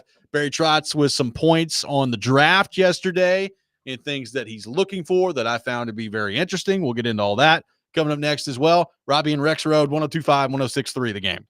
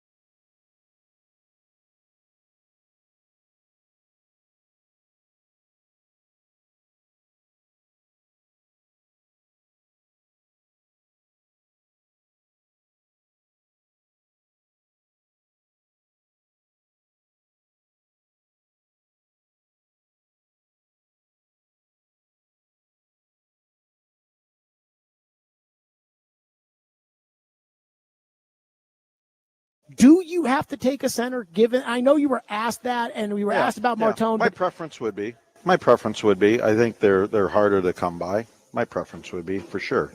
But yeah, at the same time, as I said, a guy like Porter Martone he's a pretty good player, and you don't want to make the mistake of losing a good player. We're going to spend the next couple of days just deliberating on that. Jeff Kelty and his staff have done a really good job. We've done the combine. We've done all the meetings. Even with the players. I feel that there's not much between. Like I said, there's 3 and 8 probably. There's not a whole lot. It could be any mix, and depending on what team you're asking. So I prefer that, but it's not a necessary thing. As Barry Trotz yesterday discussing his look at the draft with Jared Stillman, says his preference would be a centerman. And we'll see how that ends up playing out in actuality by the time pick number 5 comes around on Friday. That part of it is going to be really interesting here. There's, depending on which mock draft you look at. And by the way, Scott Wheeler, who does a great job for The Athletic, doing mock drafts and kind of covering these prospects, is going to be on with DVD later today around 11:20. So looking forward to that. But depending on where you look, I mean, there are a lot of mock drafts that have the Predators taking James Higgins, which we've talked about today on the show. There are some that have them taking Porter Martone, who is a winger. He's not a centerman, who, by the way, we had somebody point this out earlier. He might be the most NHL ready of the forwards to come in and contribute. And I think I might agree with that. Like, he might be able to step in and play relatively quickly. Maybe not as soon as next year, but maybe. Who knows? He's got good size to him, and he's a good player. So, like, if they took Porter Martone, I mean, I wouldn't sit here and panic or anything. Like, he's going to be a good player, but it comes down to philosophy on this, Connor, of you've never really been able to find that number 1 centerman. You've got a chance potentially to do that with some players that I think will be available at number 5. So how much does that factor into your decision if you're Barry Trotz? And I thought it was interesting yesterday that he outright said it, that would be his preference, is to walk away with a centerman in this year's draft. I mean, it should affect things pretty tremendously, right? If you're going in thinking, yeah, I want to walk away with a top center, chances are you're probably setting your mind to do so. And I think that he should. Like we've been hammering home this whole show, you need a center in this league to succeed. You need a good center in this league to succeed. The Predators have not had that for a very long time. We talk about Steven Stamkos. He plays center, but that's not really even his best position. So what I think they need to do is I think they need to draft a James Higgins if he is there. They need a center in the pipeline in their back pocket that they can look forward to and develop down in Milwaukee and even further on in the pros, that they can make a franchise driving center, that they can make this guy that can, carry the franchise forward, win them games, and, maybe even a Stanley Cup one day. The roster right now is just not at that place where they have that kind of guy. They don't have, you have franchise players and, Roman Josi and Philip Forsberg and guys like that, but you don't have a true standout guy that is going to be a complete difference maker for your roster. Yeah, I agree. And look, maybe James Higgins is that guy. Maybe he's not. Right. Maybe Anton Frondell is that guy. Maybe he's not. There are different types of centermen that I think will be available to them at number 5. Some of those guys are probably going to work out. There will be a couple of guys that get drafted in the top 5 this weekend that probably don't, right? Like, that's just statistically, that's the way it goes in the NHL draft. So what's your evaluation say about these players? Can you be one of the teams that hits when you get this pick? Because if you do, I've said it before, if you walk away with the number 5 pick and 5-10 years down the road, he ends up being an elite player for you, well, we're going to look back at this past season and say, yeah, that sucked at the time, but man, was that a good thing? Was that a blessing in disguise? If James Higgins or Roger McQueen or whoever it is that they take at number 5 here ends up being an absolute stud. Like it could be a franchise changer for the Predators if it works out that way. And that's why I would be so inclined if I'm the Predators to really lean centerman here. Like I guess it would come down to this if it was me and I'm Barry Trotz making the decision. If I looked at Porter Martone versus a James Higgins, or Porter Martone versus an Anton Frondell or Roger McQueen or whoever, and in my true evaluation of it just was that Porter Martone was just so much better than those guys, well, then I would take Porter Martone. But frankly, like if it's anywhere close, to me, I would take the shot on the centerman because I think it's the most difficult thing to find, as evidenced by the fact that they've not found it throughout the history of their franchise. And if you hit on it, it can just change so much. Not that a really good winger can't change things, because we've seen it. Nikita Kucherov is a winger, and he changes things. He's a great player. Patrick Kane in his heyday was a winger, not a centerman. He's a great player, and he was the driver of those great Blackhawks teams. So you can find it through wingers that way. But by and large, if you're going to change your franchise and you're going to be one of those teams that's competing for a cup year in, year out, you have to have an elite player at centerman. So that's why that's the way I would go. Right. It's like the NFL. It's like trying to find a quarterback. They're hard to find, but when you find one, you have your franchise completely set for the next however long of the duration of their career.